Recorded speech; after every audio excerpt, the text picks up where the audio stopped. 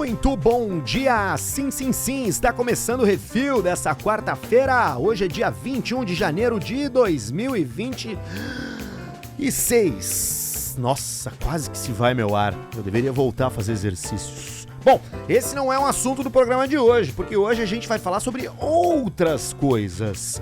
Eu quero trazer para vocês os V-Cells. Já ouviu falar do movimento V-Cell? Talvez você conheça os Incel, né?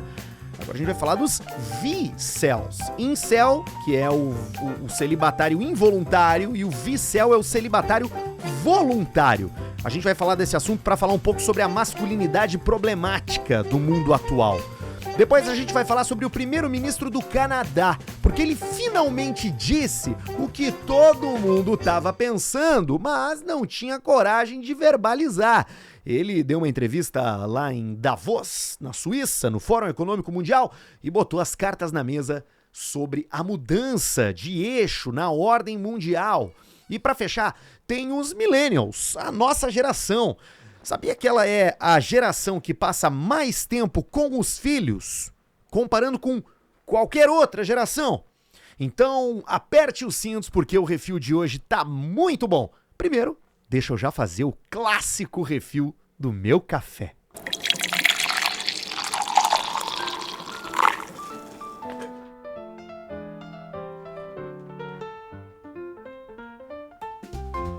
Eu espero que o verão esteja sendo gentil com você e com a sua pele e com os seus cabelos, porque fica ressecado pra caramba, né?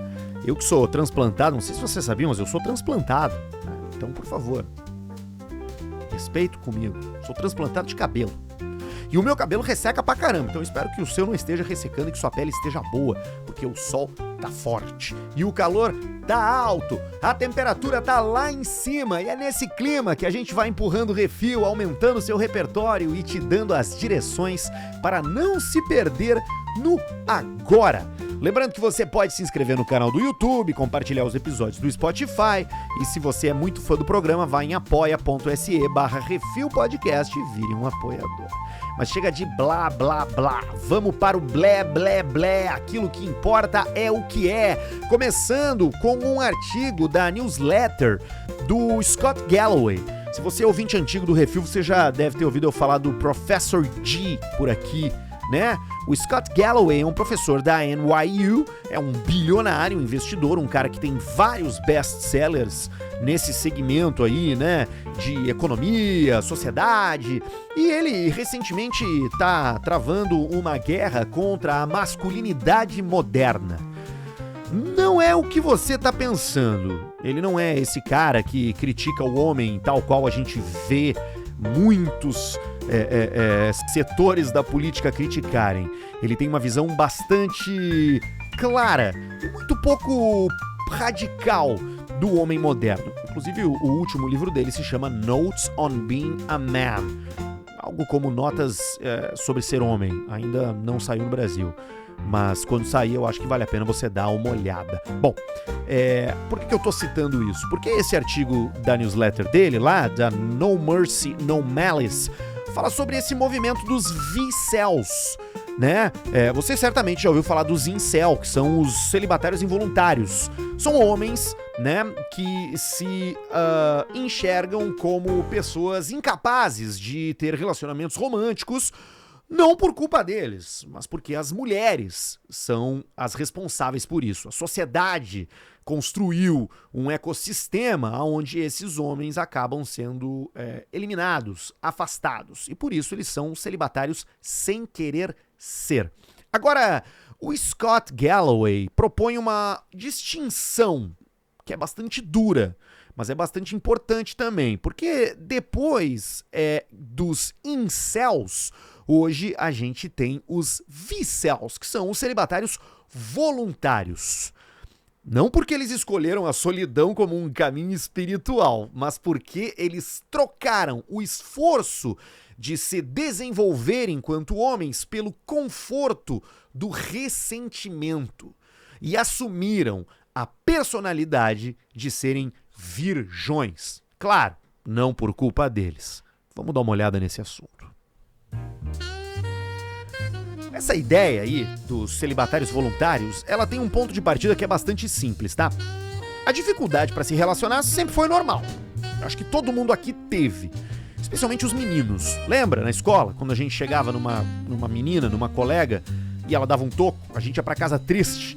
Mas aí você superava, porque a vida era uma vida de muito mais fricções. A gente tava mais acostumado a dificuldades reais e a necessidade de precisar lidar com isso. Acontece que hoje não é mais assim. Quando um menino se frustra na escola aos 12 ou 13 anos, ele encontra na internet grupos que o abraçam e eliminam a fricção, eliminam aquela necessidade dele ter que lidar com isso, dando em troca uma dopamina veloz, que é: a culpa não é sua, meu jovem, as mulheres é que não prestam.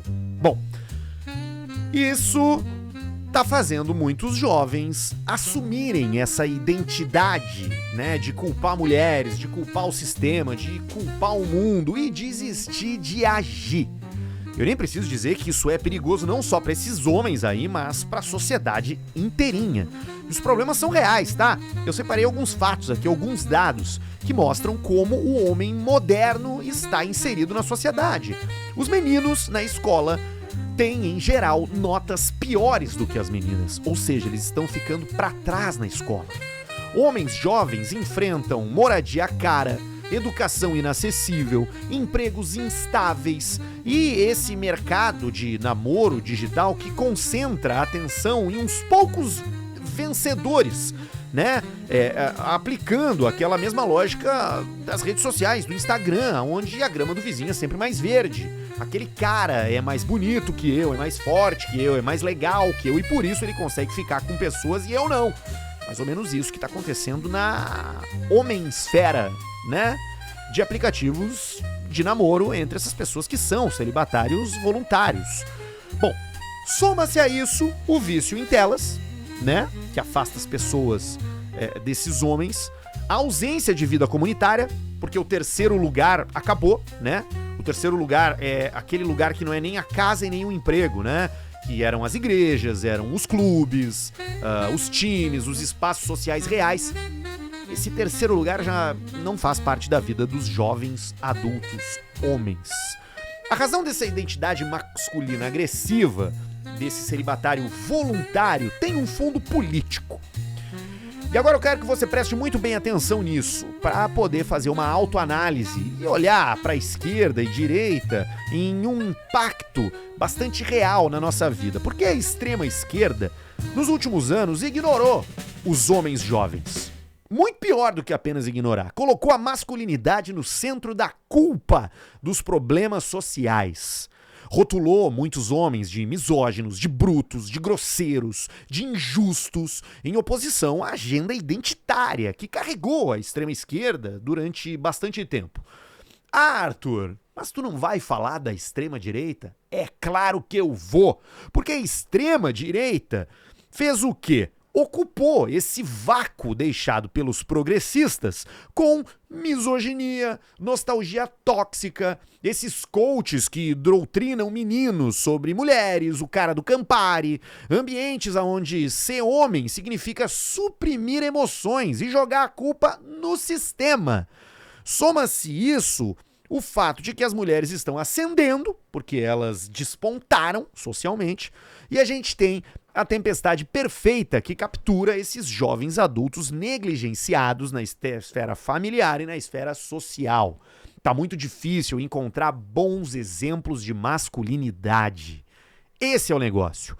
A proposta do Scott Galloway para confrontar esse problema de voluntários celibatários, homens agressivos, jovens sem perspectiva, cara, é uma solução quase banal de tão simples. Ele fala sobre a regra dos 3. Vamos lá. Exercício 3 vezes na semana. Trabalho fora de casa pelo menos 30 horas por semana, que é tipo 6 horas por dia, de segunda a sexta, né? E se expor socialmente a desconhecidos 3 vezes por mês. Então, se você começar a treinar, cuidar da sua saúde, que não é só saúde física, é saúde mental também, né? Porque o exercício faz bem pra cabeça. Se você começar a trabalhar e conviver com pessoas num ambiente que não é a sua casa, e se você 3 vezes por mês for a um bar, tomar uma cerveja, for numa praça, ver o pôr do sol, for andar de bicicleta, você já está no topo estatístico da atividade masculina e muito provavelmente não vai precisar mais ser celibatário. Ou seja, a solução está nesses próprios homens. Essa crítica não é nem moral, tá? Ela é existencial, porque o isolamento prolongado adoece as pessoas. A comunidade cura as pessoas. As relações dão sentido para a vida das pessoas. A promessa fácil da internet é anestesia, porque a vida real exige risco, exige rejeição, exige esforço. Mas depois que você passar por tudo isso, você vai receber algo que nenhum algoritmo consegue simular, que é o pertencimento. O verdadeiro antídoto contra o ressentimento não é nem o ódio nem a fuga, é a presença, é o vínculo com outras pessoas. E se a gente espichar esse assunto para um dos dados mais vergonhosos do estado do Rio Grande do Sul e do Brasil como um todo, porque ontem de noite saiu, agora eu não vou lembrar porque eu não tô com isso aberto aqui, mas saiu o dado de feminicídios em 2025.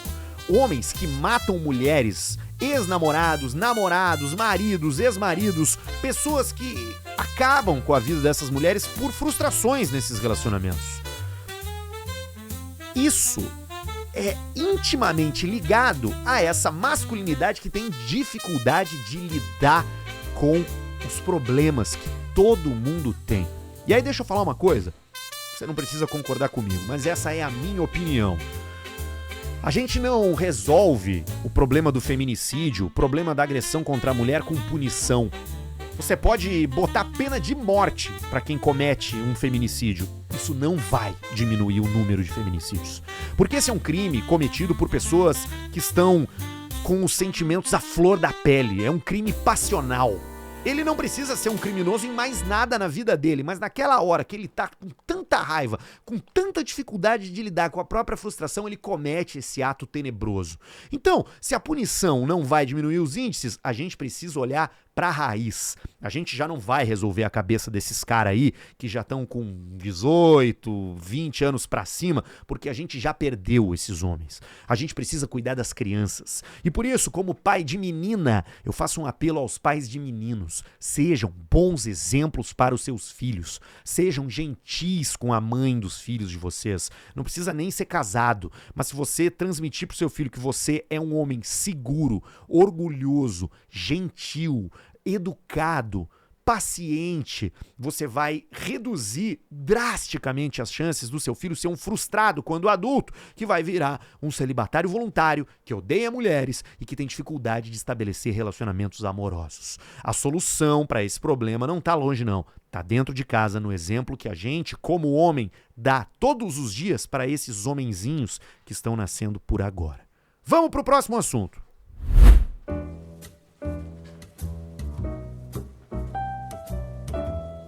Vamos falar um pouco de Canadá, mas falando de Canadá para falar do mundo inteiro, né? Esse aqui é um artigo da CBC, que é um portal de notícias canadense. Porque agora no Fórum Econômico de Davos, aconteceu isso ontem, tá?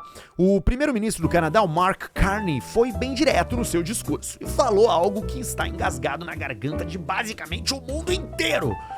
O mundo antigo acabou. Se finir. It's over, my friends.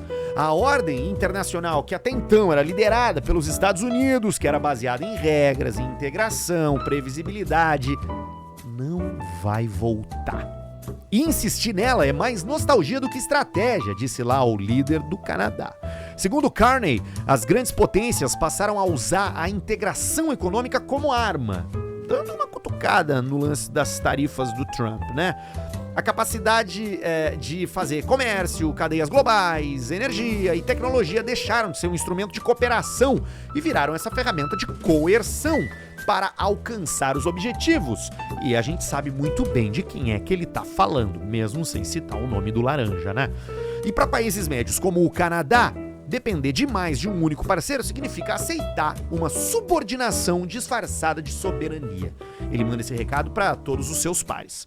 Basicamente, todos os países europeus, o Reino Unido e quem mais até então tenha dependido da paz liderada pelos americanos.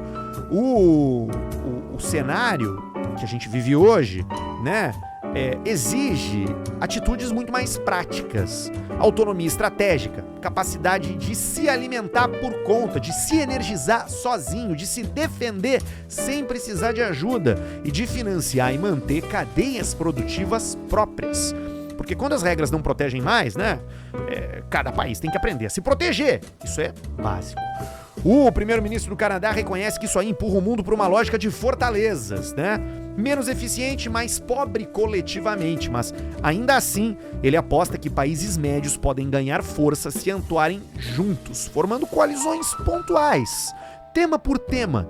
A frase que resume tudo pra mim que ele falou é: se você não está na mesa, você precisa estar no cardápio. Olha que genial isso. O discurso dele não foi de lamento, não, tá? Foi bem provocativo, foi de adaptação. O Canadá tem ativos valiosos, né? Um território gigantesco, capacidade de geração de energia, uma educação que é uma das melhores do mundo, muito dinheiro, muita estabilidade política e precisa agora jogar no ataque, diversificar o comércio, reforçar a defesa e construir uma teia de alianças com outros países. Foi anunciado depois de a primeira visita de um líder canadense à China em mó tempão. Agora, se eu chutar o valor eu vou errar, mas muitos anos que os canadenses não vão à China. Eles anunciaram um acordo comercial gigantesco com a China. E isso é uma ruptura da antiga ordem mundial, que até então era americanizada. Só que agora eles estão protecionistas, né? O Trump com um discurso populista, agradando os americanos, inclusive os conservadores europeus estão meio de cara com ele por causa dessa história da Groenlândia. Tem umas reportagens aí sobre conservadores alemães, franceses, italianos, né? Que até então gostavam do Trump, viam ele como uma espécie de herói desse movimento político, que já estão rejeitando, justamente por essa ambição colonialista, imperialista que ele está tendo em adquirir a Groenlândia. Aliás, é Groenlândia, tá? Não é Groenlândia. Eu aprendi isso ontem. Olha que eu sou um cara que gosta de geografia e história, tá? Inclusive a gente fez um episódio inteiro sobre esse país no Nós na História. Mas eu nunca tinha me dado conta que em português é Groenlândia. Legal, hein? Vamos pro último assunto do dia.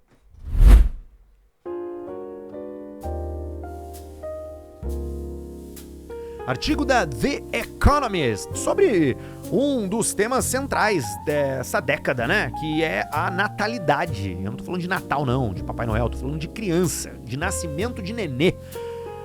O mundo inteiro tá tendo menos filhos do que nunca. Não é só aqui no Brasil, nos Estados Unidos, na China. A China bateu o menor número de nascimentos, tipo assim, nos últimos sei lá quantos anos. Acho que desde que começou a ser medido isso. A taxa de fertilidade caiu, as pessoas estão adiando a paternidade, os custos de vida também não estão ajudando ninguém em lugar nenhum do mundo, né? Mas tem um dado que vai na contramão do pessimismo com a baixa dos nascimentos. Olha que interessante. Quem tem filhos está passando mais tempo com eles do que qualquer geração anterior. Os millennials, que são as pessoas de 30 anos, lideram essa mudança.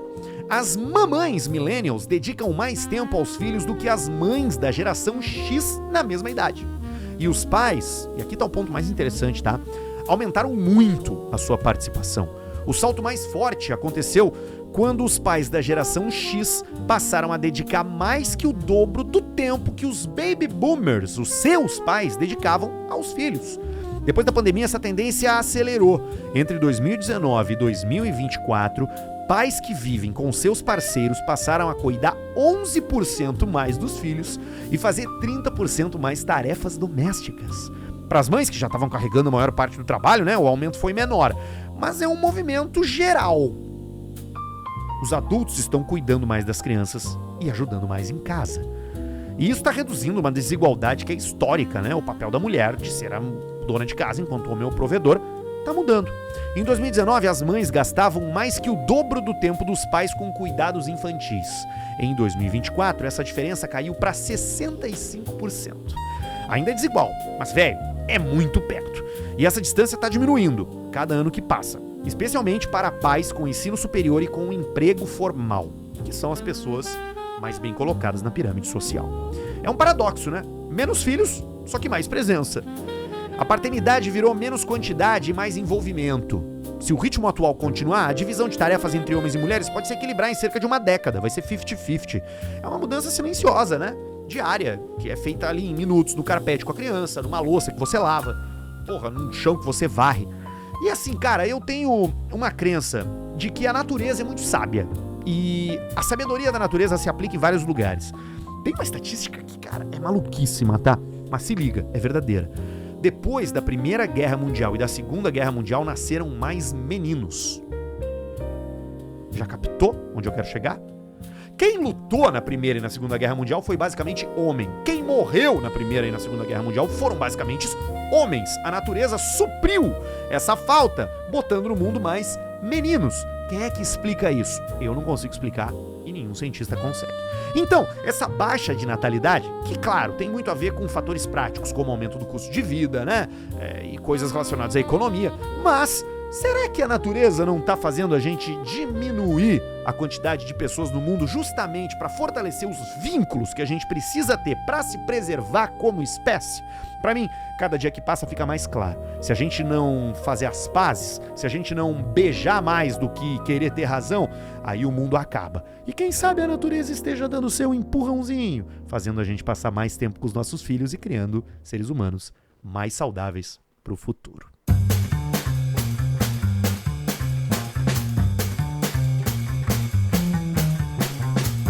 O Refil dessa quarta-feira vai ficando por aqui. É o meio da semana, né? Falta pro final de semana a mesma quantidade de dias que a gente já superou. Então isso é uma boa notícia, certo? Agora sim, ó, deixa eu te dizer. Relaxa, vai dar tudo errado. Vai acontecer coisa ainda na quinta, na sexta e hoje também. Mas você vai matar no peito, porque você é um ser humano incrível, que já entendeu que o caos faz parte e que o melhor que a gente faz é manter a sanidade mental e o repertório cheio de assunto, pra poder fazer amigo. Então, ó, é pra isso que serve o Refil. Você escuta, sai um pouquinho mais inteligente e vai pro mundo pronto pra trocar ideias. Essa é a minha crença e a minha missão. Todos os dias, às 6 da manhã, você liga no Refil e ouve aquilo que não ouviria em muitos outros lugares, porque a curadoria por aqui é feita com carinho. Por alguém que é um murista feliz da vida. Eu não caio nem pra lá e nem pra cá. Por isso sou livre pra pensar do jeito que eu quiser e pra falar das coisas que eu gosto. Até amanhã. Beijo.